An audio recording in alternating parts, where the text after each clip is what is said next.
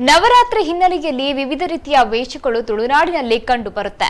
ಹುಲಿವೇಷ ಇಲ್ಲಿನ ಪ್ರಮುಖ ಆಕರ್ಷಣೆಯ ಕೇಂದ್ರ ಬಿಂದುವಾಗಿದ್ರೆ, ಇನ್ನು ಹಲವು ವೇಷಗಳು ಜನಾಕರ್ಷಣೆಯ ಪಾತ್ರವಾಗಿದೆ.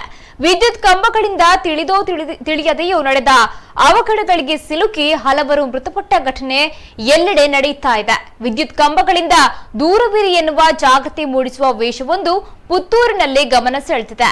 ಈ ವೇಷಧಾರಿ ಪ್ರೇತದ ವೇಷವನ್ನ ಧರಿಸಿ ವಿದ್ಯುತ್ ಕಂಬದ ಬಳಿ ನಿಲ್ಲುತ್ತಿದ್ದು, ಯಾರಾದರೂ ವಿದ್ಯುತ್ ಕಂಬದ ಬಳಿ ಬಂದಲ್ಲಿ ಪ್ರೇತದ ಇರುವಿಕೆಯನ್ನ ನೆನಪಿಸ್ತಾ ಇದ್ದಾನೆ.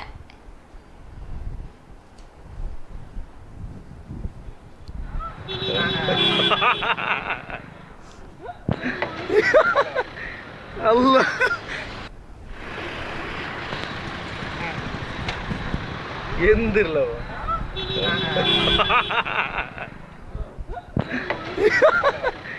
ಅಲ್ಲ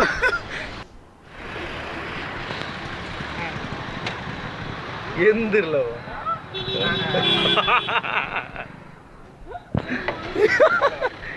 ಅಲ್ಲ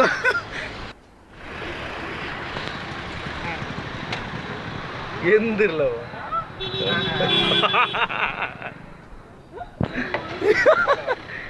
ಅಲ್ಲ